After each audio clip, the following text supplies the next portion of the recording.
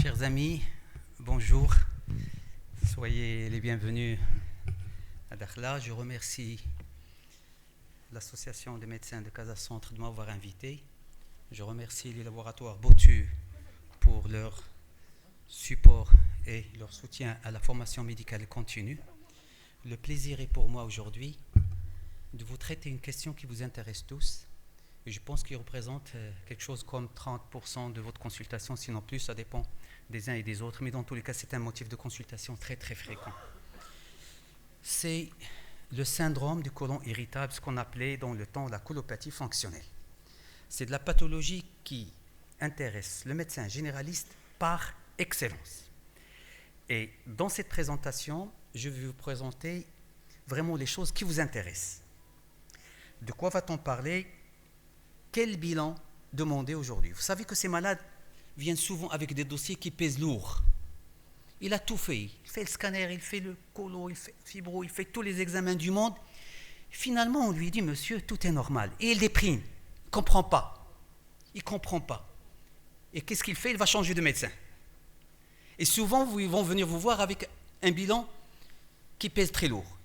Moi, je pense qu'il faut quand même qu'on soit objectif et je voudrais partager avec vous quel est le bilan objectif aujourd'hui recommandé par toutes les sociétés savantes à faire. Et bien sûr, je vais aborder le traitement avec tout l'aspect thérapeutique de la gestion de cette situation qui est, comme vous le savez, très fréquente. Et ceci à la lumière des recommandations internationales. Il y en a eu au moins 3 ou 4. Il y a eu l'association américaine qui a édité ses recommandations en 2020. Il y a eu l'association anglaise qui a édité ses recommandations en 2021. Il y a l'association canadienne. Il y a eu ces 3 dernières années énormément de guidelines concernant la colopathie. J'ai fait la synthèse et j'ai simplifié pour vous et j'essaierai de le faire en 30 minutes. Tout d'abord, la fréquence, c'est une pathologie fréquente et vous voyez, il y a des pays où c'est 20%. Regardez, l'Amérique du Nord et l'Australie, c'est plus de 20%. Plus le 1/5 de la population est atteinte de cette maladie. Dites-moi une maladie où la prévalence est de 20%. Moi, je ne la connais pas.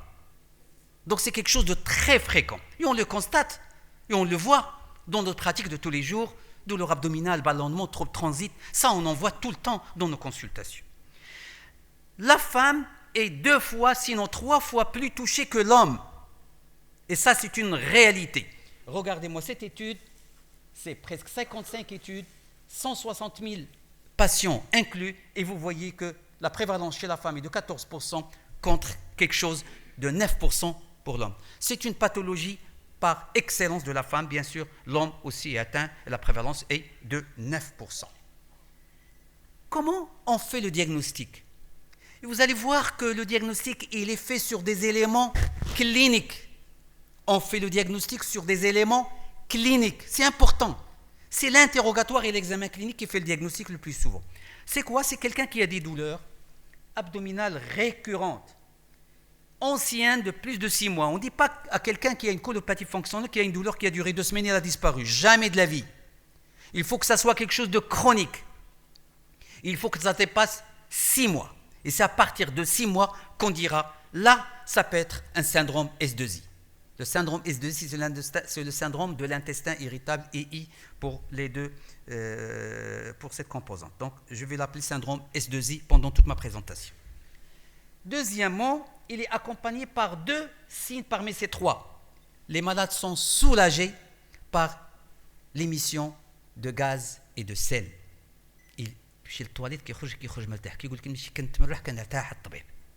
La deuxième, il y a soit de la diarrhée, soit de la constipe, et il y a aussi la consistance des selles et le nombre de selles. Donc, c'est un nombre de selles qui est modifié, c'est un nombre de selles qui peut être augmenté comme il peut être bas.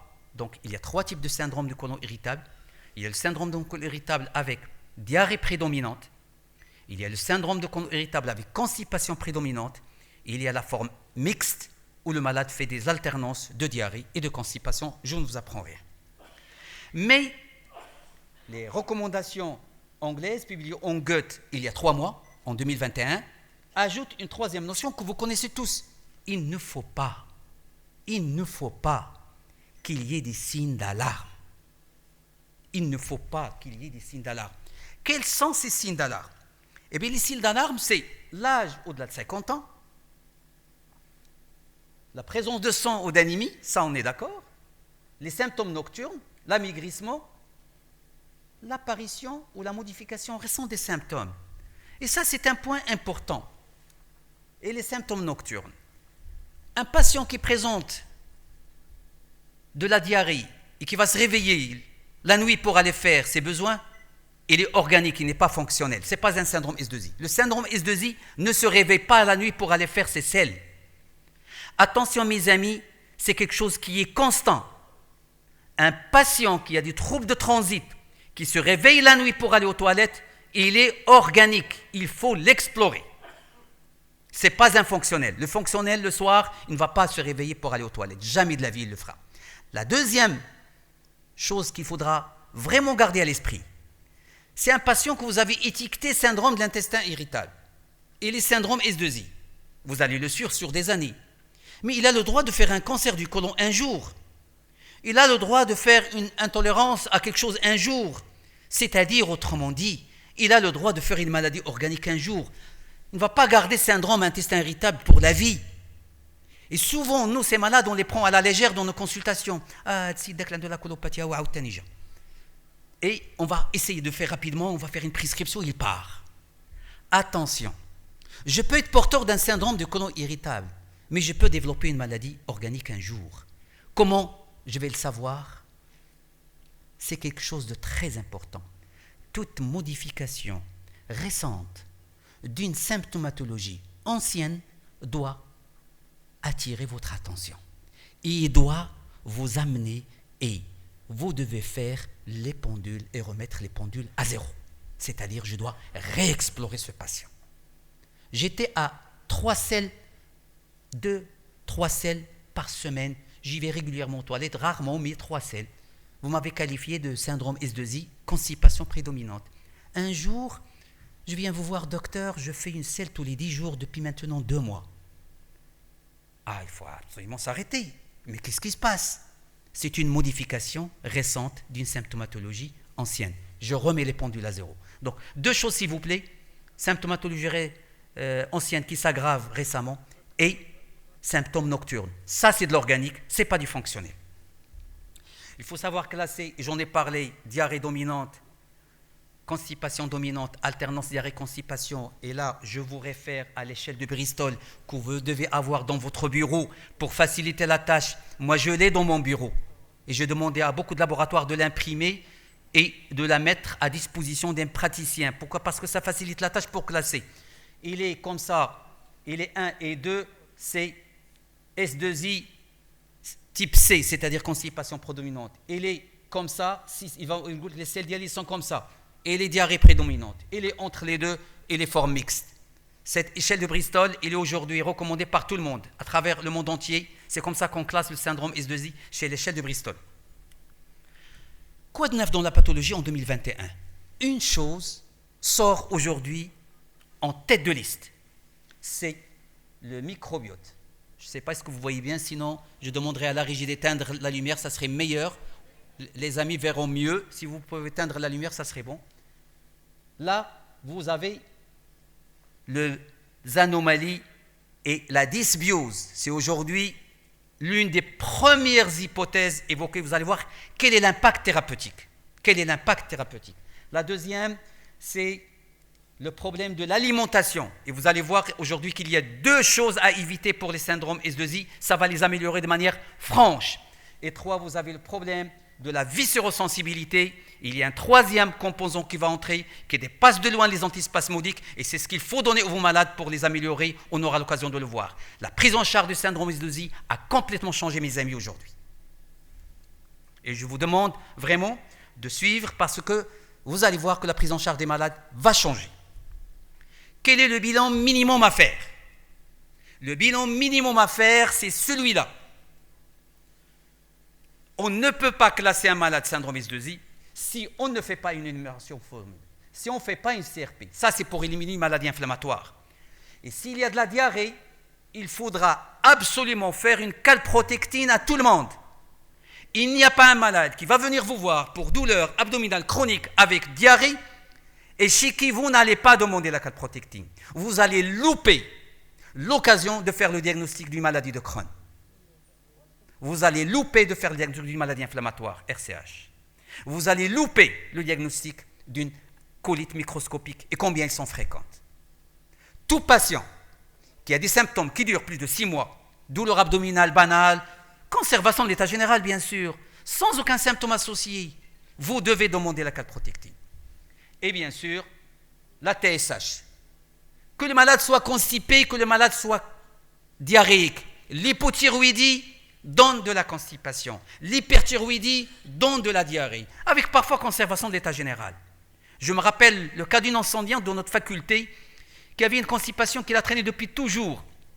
Une fois, je la croise, il est fondamentaliste, je la croise, docteur Benezou, ça fait longtemps que je traîne une constipation et je prends des laxatifs, ça fait des années. Écoutez, madame, est-ce que vous avez, je vous assure que les profs, sciences fondamentales, madame, est-ce que vous avez fait une TSH? Quand il dit non, la faites-la. Il l'a fait. 3 jours, il me téléphone, j'ai une hypothyroïdie profonde. C'est une confrère qui a traîné une constipation, que ça doit dire, c'est un syndrome de côlon irritable, constipation dominante, pour des années. C'est une confrère. Attention, la TSH, c'est un SMIG dans la colopathie fonctionnelle. Que le malade soit diarrhéique, que le malade soit constipé. Le malade ne partira pas de chez vous sans TSH. Et bien sûr, le fameux problème de l'intolérance au gluten. Combien de malades souffrent de douleurs abdominales? Combien de malades souffrent de diarrhée et parfois même de constipation? Je peux avoir une maladie cœliaque avec constipation. Et pendant des années, il a été pris en charge comme syndrome de côlon irritable. Pourquoi aujourd'hui les sociétés savantes on exige la demande des anticorps antitransglutaminase? Vous ne le faites pas, c'est une erreur professionnelle dans la prise en charge du syndrome de côlon irritable. Croyez-moi, je parle vrai. Et je vais vous donner les chiffres pour vous convaincre. Je vous donne cette étude, publiée en 2017. On a pris des malades classés comme syndrome de côlon irritable, pris en charge en tant que tel, et on leur a fait systématiquement les anticorps antitransglutaminase. Bingo, qu'est-ce qu'on trouve? 6 à 13% sont des cœliaques. 6 à 13% des patients traités comme syndrome de côlon irritable, que ce soit en médecine générale, que ce soit en milieu spécialisé, en gastroentérologie. C'est pas seulement, c'était tout secteur confondu, toute spécialité confondue. 6 à 13% étaient des cœliaques et pris en charge comme syndrome de côlon irritable. Que le malade ait une diarrhée, que le malade ait une constipation, attention mes amis, tout patient qui consulte pour des douleurs abdominales avec trop de transit chronique, demandez les anticorps antitransglutaminase. Ne demandez pas les antigliadines, ne demandez pas les anticorps antimyosium, demandez les anticorps antitransglutaminase. Pourquoi la calprotectine? Voilà encore une étude faite sur 8 ans. On a pris des patients qui sont classés, étiquetés syndrome du côlon irritable et on leur a fait la calprotectine. Résultat, il y avait 15 fois plus de calprotectine élevée chez les malades qui ont des symptômes évoquant un syndrome du côlon irritable que les contrôles qui n'ont pas de symptômes du côlon irritable. Donc on risque de prendre du retard si on ne demande pas cette calprotectine chez quelqu'un qui présente de douleurs abdominales et de troubles transit. Et je vous montre cette étude, British Medical Journal, intéressante étude, en demandant de la calprotectine chez 670 patients qui ont des symptômes, syndrome S2I, on a trouvé que dans 67%, ils n'avaient rien, ils n'avaient pas, et on a évité la coloscopie, parce que sinon il fallait faire une colo.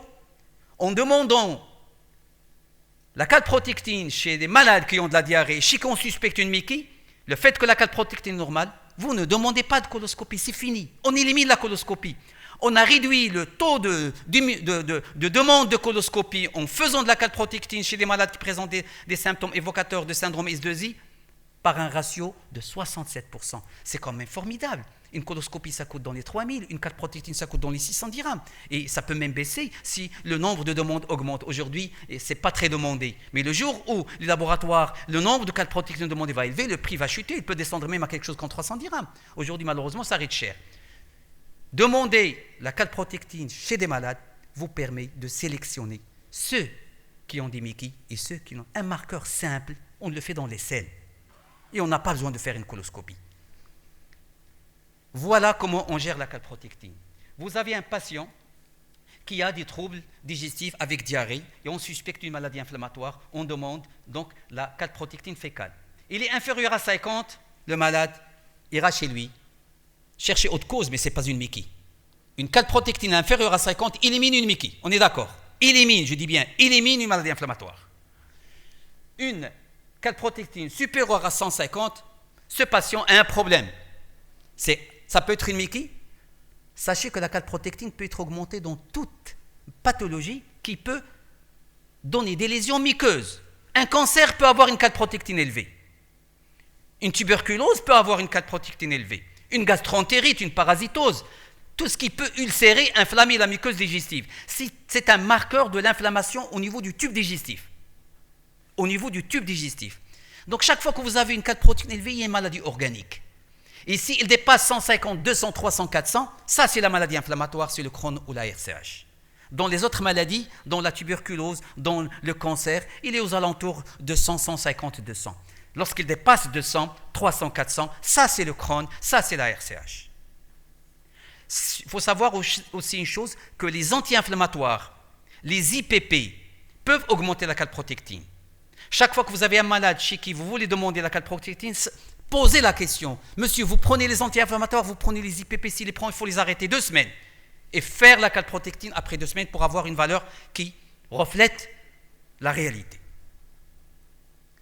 Finalement, quand est-ce qu'on va faire la colo? Vous voyez, avec ça, on a réduit de manière drastique la demande de colo. C'est lorsqu'il y a des signes d'alarme, on est d'accord? On a tous compris que lorsqu'il y a des signes d'alarme, il faut une colo. Lorsqu'on suspecte une colite microscopique, c'est-à-dire lorsque c'est une femme, la colite microscopique, c'est quoi? C'est ce qu'on appelle les colites lymphocytaires, les colites au collagène. C'est des malades qui ont des douleurs abdominales, qui ont des diarrhées. Vous faites la coloscopie, il n'y a rien. Vous faites la calprotectine, il est élevé. Vous faites la biopsie, colite lymphocytaire. Il y a un traitement, c'est le budesonide. Ça va les améliorer. Sinon, ils vont souffrir toute leur vie. Et c'est souvent des femmes au-delà de 50 ans. Je voudrais parler des mauvaises habitudes et des choses qu'il ne faut pas demander. Il faut savoir ce qu'il faut faire et ce qu'il ne faut pas faire. On a vu ce qu'il faut faire. Maintenant, qu'est-ce qu'il ne faut pas faire? C'est demander les tests allergiques, l'allergie alimentaire. Et demander cette batterie d'examens où il y a 60 tests. Que ce soit des tests cutanés, que ce soit des tests sérologiques. Moi, j'ai vu des pages où il y a plus de 60 tests. Comment peut-on interpréter une telle batterie? C'est du gâchis. C'est du gâchis. Ça ne sert à rien du tout.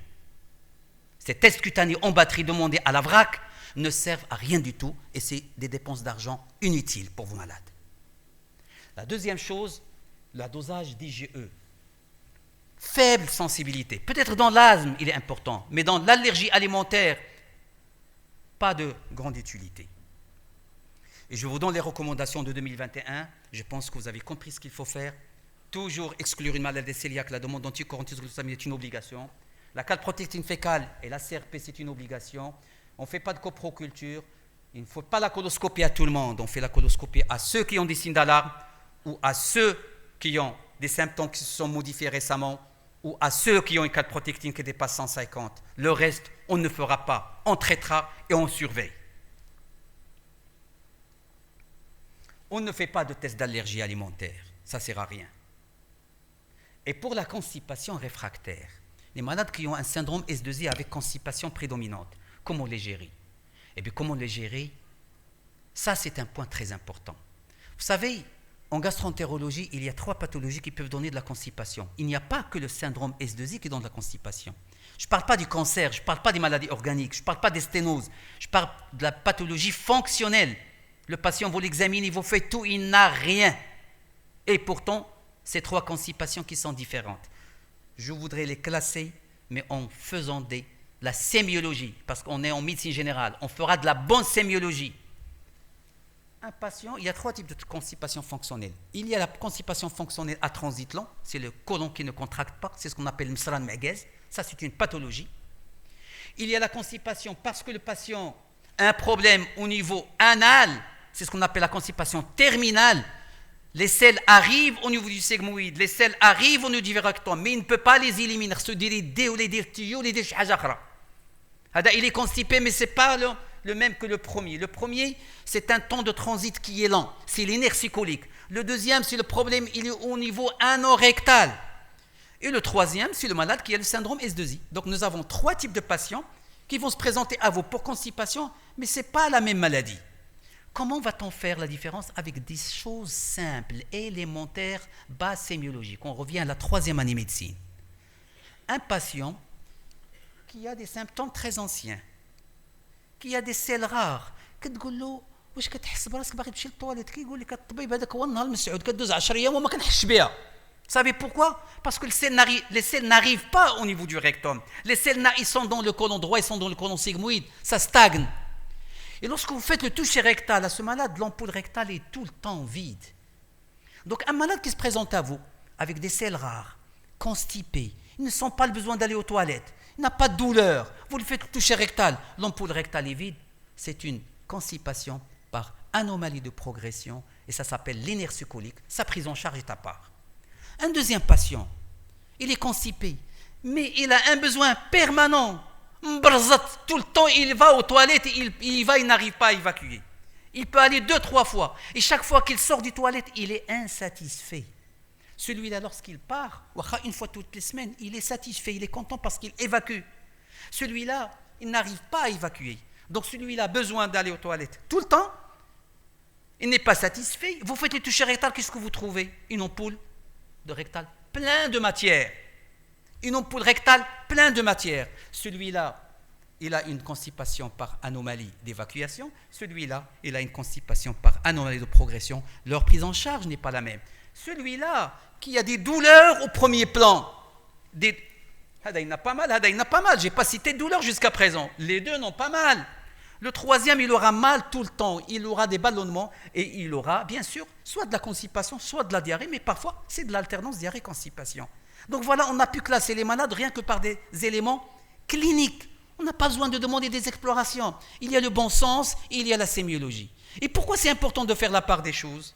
Il est important de faire la part des choses parce que dans la constipation associée au côlon irritable et dans la constipation par anomalie de progression, ce qu'on appelle l'inertie colique, si vous donnez les tricycliques, vous allez voir, c'est une arme thérapeutique excellente dans le syndrome S2I.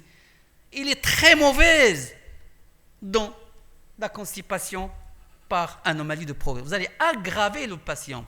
Vous allez voir que les antispasmodiques, on peut les donner dans le syndrome S2I. Mais si vous donnez des antispasmodiques chez quelqu'un qui a une inertie colique, vous allez l'aggraver. Un côlon marqué, vous allez tarcher davantage. Donc vous allez aggraver les choses. C'est pourquoi il faut faire la différence de ces choses-là, sur le plan sémiologique, pour traiter très bien vos malades. Sinon, vous allez peut-être parfois être nocif. J'arrive au traitement et je vais faire vite parce que je dois terminer dans un quart d'heure. Pour vous être dans les temps, il faut que je fasse 30 minutes. Les régimes. Il y a du tout et du n'importe quoi. Ça, c'est une étude qui est faite aux États-Unis auprès des gastro-entérologues. Et il y avait aussi des médecins généralistes. Vous voyez, le régime FODMAPs, il est prescrit par 85. On verra qu'est-ce que c'est que ce régime FODMAPs. Régime sans lactose, conseillé par 65% des praticiens. Sur quelle base? Je ne sais pas. Il y a régime sans gluten chez des malades qui ont un syndrome S2I. Il y a des confrères partout dans le monde qui conseillent le gluten-free. Est-ce que c'est bon? On verra. Et il y a le régime riche en fibres. Oui, mais quel type de fibres? Il y en a 2 types. Les fibres solubles et les insolubles. Lesquelles il faut conseiller? Je commence par les fibres. Message très simple. Évitez de conseiller à vos malades les fibres solubles. D'accord? Non, les fibres solubles sont... Il faut conseiller à vos patients les fibres solubles. Il ne faut pas leur conseiller les fibres insolubles. Les fibres insolubles font du mal aux patients avec syndrome de S2I. Les fibres solubles améliorent les malades. Ça, c'est la recommandation. Quels sont les aliments où il y a des fibres solubles? Voilà ce qu'il faut conseiller à vos patients. Les aliments à prédominance fibres solubles, les aliments, ceux-là doivent être évités. Et vous allez voir que le son de blé, céréales de blé, les légumineuses sont à éviter et tout ça. Vous aggravez vos patients. Vous aggravez les patients avec cette nkhala de gameh. Il faut conseiller une nkhala de l'orge. L'orge, c'est une fibre soluble. Le blé dur, c'est une fibre insoluble. Je n'ai pas le temps. Je vous conseille d'aller sur Internet. Il y a 3 documents extraordinaires sur le régime à fibre soluble et le régime à fibre insoluble. Conseillez à vos patients un régime à base de fibres solubles et non pas de fibres insolubles, s'il vous plaît. La deuxième, qu'est-ce que c'est que le régime FODMAPs? FODMAPs, c'est fermentable, c'est un régime qui ne doit pas contenir des aliments qui fermentent, des aliments riches en oligo, on dit, et en monosaccharides, pour faire simple. C'est un régime qui marche bien dans le syndrome du côlon irritable et aujourd'hui, c'est une recommandation claire. Voilà les aliments à déconseiller. Je vous renvoie là nouveau à Google, vous cherchez, vous trouvez FODMAPs, vous allez avoir le détail. Imprimé, donné aux patients. Imprimé et donné aux patients. Moi aussi, je ne les ai pas en tête. Mais c'est un régime qui marche. Et voilà ce qu'il faut conseiller aux patients.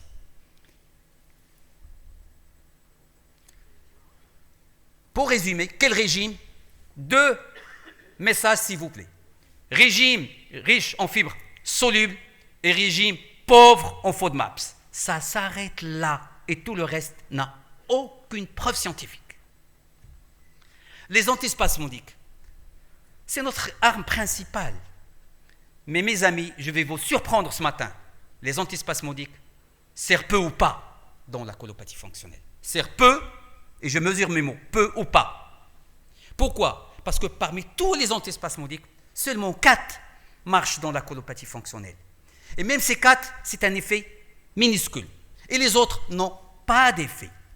Voilà ce qu'il faudra retenir, s'il vous plaît. C'est très important. Antispasmodique, arme très utilisée, mais peu efficace. Quels sont les antispasmodiques à prescrire avec cette réserve que leur efficacité est médiocre? Je le dis, leur efficacité est médiocre. Ce n'est pas l'arme principale. C'est les 4. C'est l'alvérine, la mébivirine, le pinavérium et la trémibutine. Et le reste, ça ne sert à rien de les prescrire. 4 antispasmodiques qui marchent dans la colopathie fonctionnelle. Les autres ne marchent pas. Et leur effet est minuscule. Deuxième message. Les neuromodulateurs. C'est le meilleur médicament contre la douleur chez le malade qui a un syndrome du côlon irritable. 1000 fois mieux que les antispasmodiques. C'est quoi ces médicaments? C'est l'amitriptyline qui est le chef de file. Vous commencez à 10, vous pouvez arriver jusqu'à 30. C'est l'un des meilleurs médicaments et je vous donne les doses. Amitriptyline, vous pouvez commencer à 10, vous pouvez aller jusqu'à 30. Imipramine, dizépramine, trimipramine. Vous pouvez donner les inhibiteurs de la reconversion de la sérotonine, c'est paroxétine, citalopram, fluoxétine. Mais je préfère de loin l'amitriptyline. C'est ce que je prescris à mes malades et je suis très satisfait. Ça devient une prescription dans toutes mes ordonnances chez les malades qui ont un syndrome. Parce que j'ai constaté, après avoir essayé les antispasmodiques et le comparer aux neuromodulateurs, que l'effet est 10 fois plus intéressant. Les malades s'améliorent. Les antispasmodiques, c'est un petit chouïa. Mais les neuromodulateurs, c'est le médicament qui traite la colopathie fonctionnelle. Et voilà une méta-analyse qui a comparé les tricycliques aux antispasmodiques. Et vous voyez que les tricycliques, c'est le meilleur médicament pour la colopathie fonctionnelle. Bien sûr, vous allez l'associer aux antispasmodiques parmi les 4 que j'ai cités. Pas tous, parmi les 4 que j'ai cités. Donc votre ordonnance va être neuromodulateur, amitriptyline, plus un antispasmodique parmi les 4. Ça, c'est la première ordonnance d'un malade qui sortira chez vous. Vous allez voir la différence. Vous allez remarquer la différence vous-même. Et les malades vont dire troisième médicament qui va être dans l'ordonnance, un probiotique. Mais le problème, c'est quel probiotique? Pas tous les probiotiques marchent dans le syndrome du côlon irritable. Pas tous les probiotiques. On va voir lesquels marchent. L'efficacité est démontrée. Je ne vais pas revenir sur ça. Nous avons assez d'arguments. Et vous savez que le top en matière de evidence-based medicine, c'est la méta-analyse. Voilà une méta-analyse qui confirme que les probiotiques marchent dans le syndrome du côlon irritable. La grande question, c'est comment et lesquels? C'est les souches qui contiennent 2 espèces. Sinon, ça ne marchera pas. Il faut que votre souche que vous donnez contienne soit un bifidobacterium ou un lactobacillus ou les 2 mélangés. Si votre souche, parce que des antibiotiques, on est inondé par les probiotiques. Lesquels marchent dans la colopathie fonctionnelle? Pas tous. Ce sont ceux qui contiennent ces deux composants, l'un ou l'autre, ou les deux à la fois. Sinon, ne prescrivez pas, s'il vous plaît, un probiotique où il n'y a pas un lactobacillus, où il n'y a pas un bifidobacterium. Et vous voyez que la durée, c'est 4 à 12 semaines, on peut aller à plus que ça. Et voilà les symbiotiques, pardon. Les symbiotiques, c'est quoi le symbiotique? C'est un probiotique plus un prébiotique. Un prébiotique, c'est finalement comme le phos, comme l'inuline, c'est-à-dire c'est des fibres indigestibles qui permettent d'avoir un bol fécal important. Et lorsque vous les associez avec un probiotique, vous augmentez l'efficacité. Et vous voyez l'avantage d'associer le phos, qui est l'un des meilleurs prébiotiques qui existent sur Terre.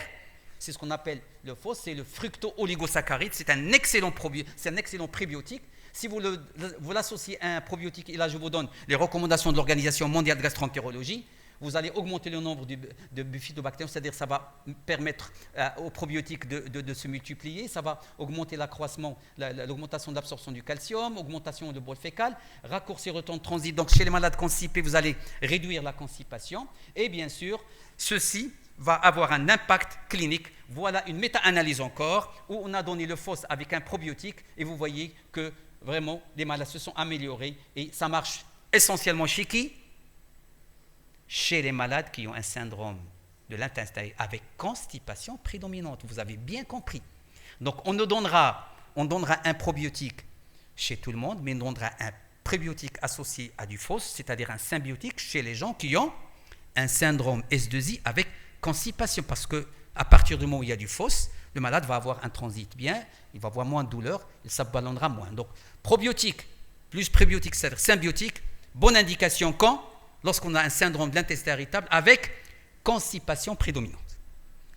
On peut aussi faire de la transplantation fécale, parce qu'on parle du microbiote. La transplantation fécale améliore les malades, mais ce n'est pas encore une recommandation. La seule indication aujourd'hui de la transplantation fécale retenue comme traitement, je dis bien, c'est plus de traitement chez l'homme. Il y a maintenant, donc ça se pratique un peu partout, c'est l'infection à Clostridium difficile récidivante après traitement antibiotique. On ne leur donne plus d'antibiotiques. Lorsqu'on fait la transplantation, on les guérit à 97%.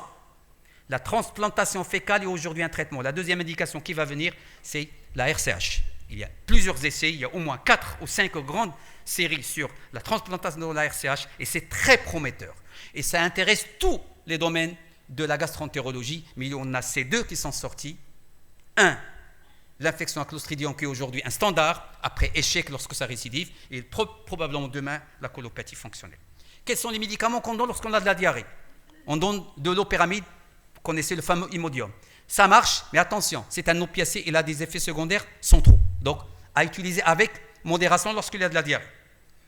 Je voudrais donner le meilleur médicament à mon sens, qui malheureusement n'a pas encore d'AMM. Lorsque vous donnez le lopérium, ça ne marche pas, et vous voulez ralentir, c'est l'ondocétran, mes amis. C'est le fameux antimitique qu'on donne chez les oncologues.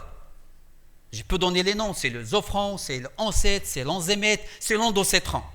L'ondocétran est un médicament excellent dans le syndrome de côlon irritable avec diarrhée prédominante lorsque rien ne marche. Je dis bien lorsque rien ne marche. Imaginez quelqu'un qui a un syndrome de l'intestin irritable qui fait 5, 6, 10 selles, il n'arrive pas à se tenir dans son bureau. Il y a une conférence, mais il va dire non, excusez-moi, je ne peux pas faire cette conférence parce qu'il ne peut pas rester 30 minutes, il ne pourra pas. Ce malade, qu'est-ce que tu lui feras? Eh bien, c'est ondocétran.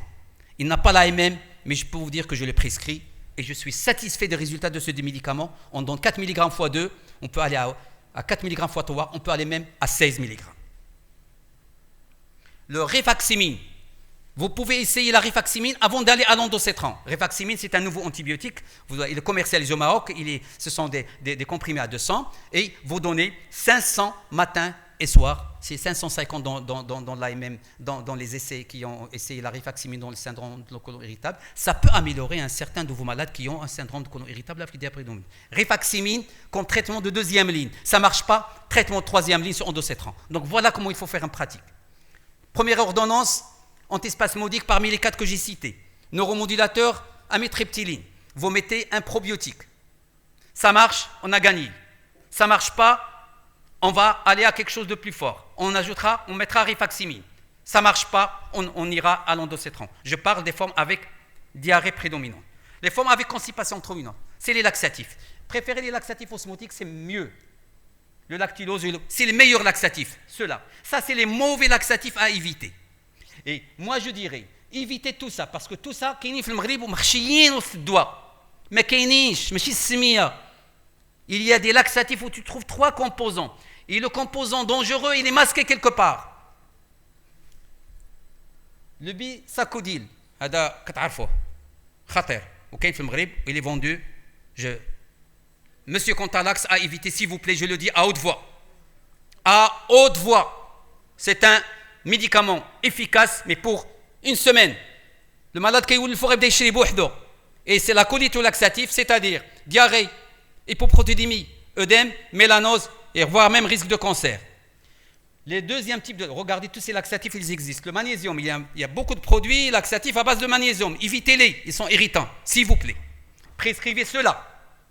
Et évitez la glycérine suppo. Vous savez de quoi je parle? Regardez qu'est-ce qu'il nous dit. L'Agence nationale française des médicaments. Chez les enfants, l'utilisation de laxatifs par voie rectale doit être exceptionnelle.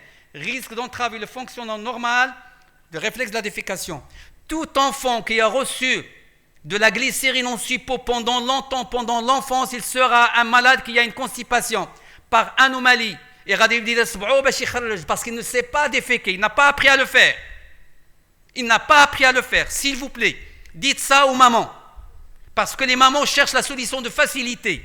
Les enfants à moins de 5 ans, s'ils utilisent la glycérine cristal pour le nommer, il ne va pas apprendre. C'est un bon médicament, mais pour des besoins ponctuels. Il ne faut pas répéter la prise. Malheureusement, voyez la prescription des laxatifs. Ça, c'est en 2019, 49% osmotiques et tout le reste irritant, stimulant.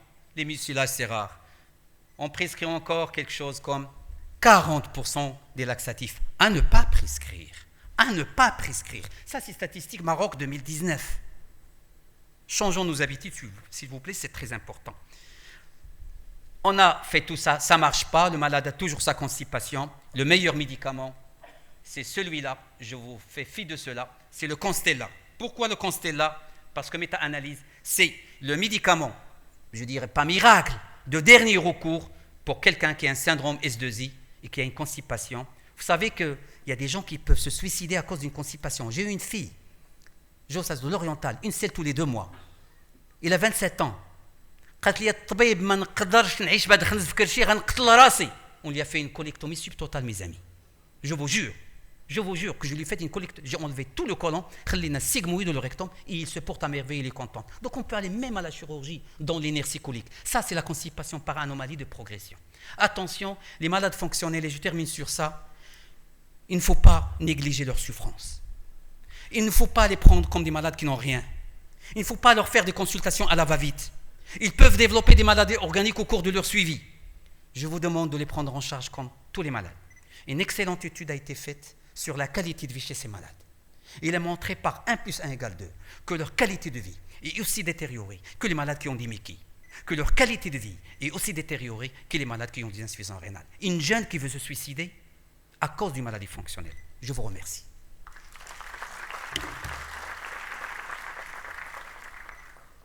Allez-y. Merci beaucoup, professeur. C'était très riche, très intéressant. Vraiment, c'était... Alors, est-ce qu'il y a des questions dans la salle, s'il vous plaît? Il y a. Allez-y, monsieur. Moi, je vais... Micro? Merci, professeur. Avec plaisir. On prendra 5 minutes. Voilà, Merci. Merci, cher professeur, pour votre exposé. Ma question très courte. Est-ce que les patients cystectomisés peuvent développer par suite un syndrome de l'intestin irritable? Non, ils ne développeront jamais d'un syndrome d'intestin irritable, ce n'est pas décrit. Et ils peuvent avoir des problèmes de douleur, etc. Et il faudra surtout chez les malades éliminer une chose, une lithiase résiduelle et une dyskinésie biliaire.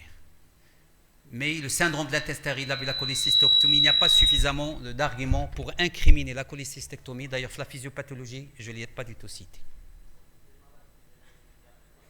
Oui, ils peuvent déposer des diarrhées, bien sûr, parce qu'il n'y a plus de réservoir. Mais ce n'est pas le syndrome de côlon irritable, c'est autre chose. Avec plaisir.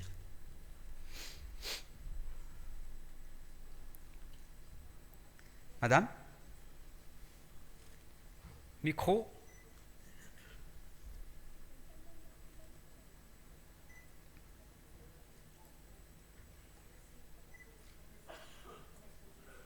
Extraordinaire, très chargé, très riche. Merci.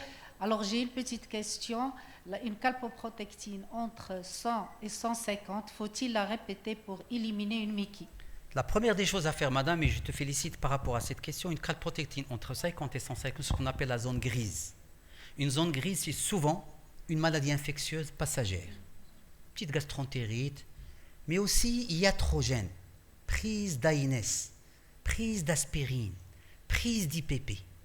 Tous les patients qui sont sous aspirine, qui sont sous IPP, qui sont sous anti-inflammatoires, peuvent avoir une calprotectine entre 50 et 150. Qu'est-ce que je conseille? Je conseille de l'arrêter, arrêter les médicaments, refaire la calprotectine 2-3 semaines plus tard. S'il se normalise, on arrête les explorations. S'il reste entre 50 et 150, c'est qu'il y a quelque chose qui se passe et là, il faudra explorer le patient. S'il est supérieur à 150, après ce contrôle, il faudra absolument faire une coloscopie, madame. Merci. Est-ce qu'une prise d'alcool ou bien une prise de drogue peut altérer la calpoprotectine? Oui, ils peuvent, bien sûr, ils peuvent. Oui, oui, madame, ils peuvent. Je suis parfaitement d'accord, ils peuvent. Tout ce qui peut agresser. Vous savez, la calprotectine est un indicateur de quoi? Est un indicateur d'une agression de la muqueuse digestive, qu'il soit au niveau œsophage, estomac, intestin ou côlon. Chaque fois que la muqueuse digestive est altérée, la calprotectine augmente. Et c'est pourquoi j'ai dit qu'il faut se méfier. Il ne faut pas dire calprotectine, maladie inflammatoire. Moi, j'ai eu des cancers qui ont une calprotectine à 350. Cancer du côlon avec calprotectine à 350. Ça rime très bien. Pourquoi? Parce que dans le cancer du côlon, il y a des lésions, il y a des ulcérations. Donc la calprotectine va augmenter. Il ne va pas atteindre. Vous savez, dans les poussées de RCH de Crohn, la calprotectine, il a combien? Supérieur à 1000. Mais après, le seuil supérieur, il ne peut pas diluer encore davantage. Mais on peut exiger et lui dire, donne-moi la valeur, il faut qu'il fasse encore des dilutions et des dilutions. Donc, dans les maladies inflammatoires, c'est des chiffres très, très élevés. Par contre, dans la tuberculose, dans les médicaments, dans le cancer, dans les gastroentérites banales, c'est des taux entre 200 et 300. Donc, dans les colites microscopiques aussi, c'est 200, 300, ce n'est pas les 800. Donc, le message, la calprotectine pour les Mickey, oui, mais ce n'est pas seulement les Mickey qui augmentent la calprotectine. Il y a toute une panoplie. Mais chaque fois que vous voyez une calprotectine élevée, il y a quelque chose qui se passe dans la muqueuse. Infectieux, inflammatoire, tumoral, iatrogène. 4 grands tiroirs. S'il vous plaît, professeur, une autre question pour les anticorps antitransglutaminase. Oui. Est-ce qu'il faut demander le dosage quantitatif parce qu'ils nous disent inférieur à 10, c'est négatif. Et d'après ce qu'on a appris d'autres professeurs, ils nous disent qu'il y a une intolérance au gluten s'il y a une augmentation diminuée. Et c'est contrairement à la vraie maladie cœliaque, c'est supérieur à 10. Je veux bien savoir votre avis. Merci. Les anticorps antitransglutaminase, il y a les IgG et les IgA. Demandez les deux.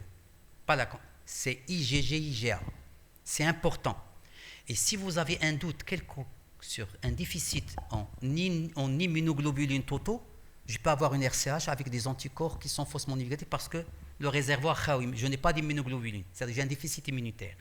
Parfois, lorsqu'on suspecte la maladie cœliaque et les anticorps antitransglutaminase sont négatifs, je demande des immunoglobulines totaux, des IgA totaux, pour savoir est-ce que d'abord ce malade est capable de produire des IgA. S'il n'est pas capable, même s'il a une cœliaque, il ne va pas en produire.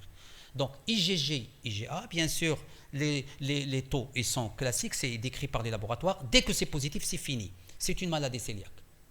Les anticorps antitransglutaminase, ils ont une spécificité très très élevée. Le problème, c'est la sensibilité.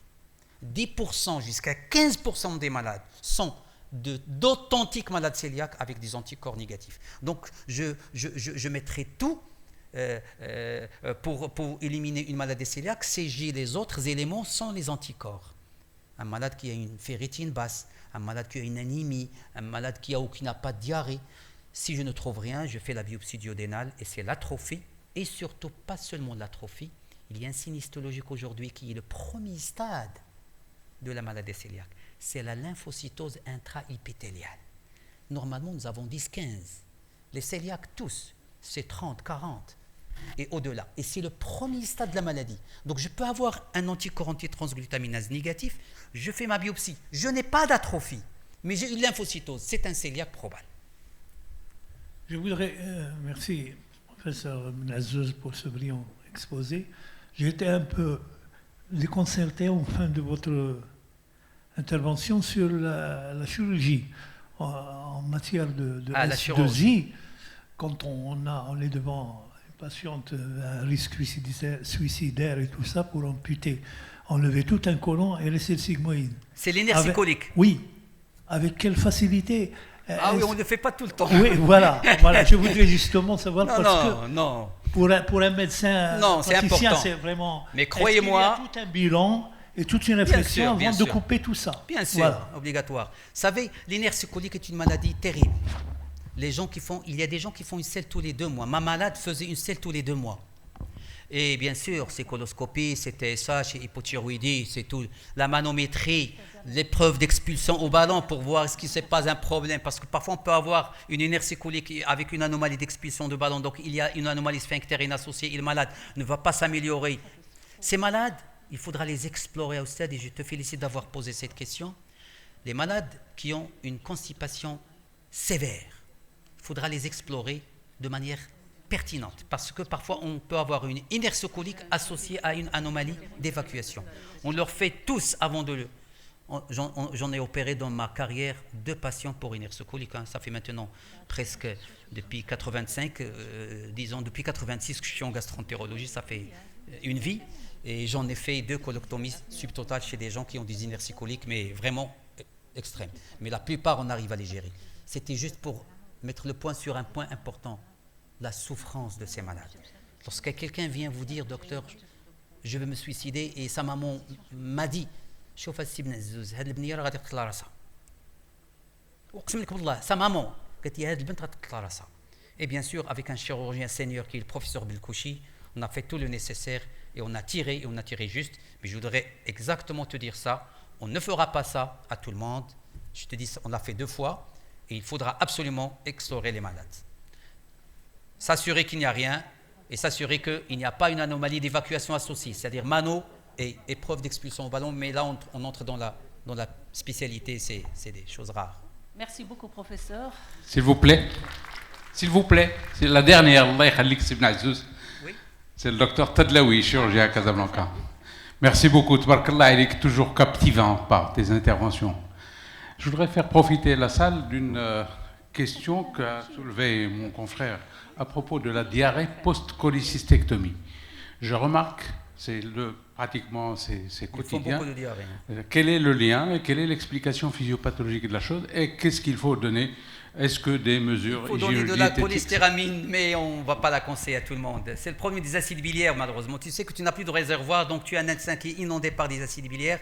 Donc il y a le cycle entéropathique, on réabsorbe, mais finalement on ne réabsorbe pas trop. C'est des malades chez qui on donne de la cholestéramine, une résine échangeur d'ions qui réduit la réabsorption, qui augmente la réabsorption. Donc finalement, mais sincèrement, ce n'est pas un problème, je dirais pas trop fréquent, mais on le voit, c'est la seule manière de le régler. Mais le lien avec S2I, il n'y est pas.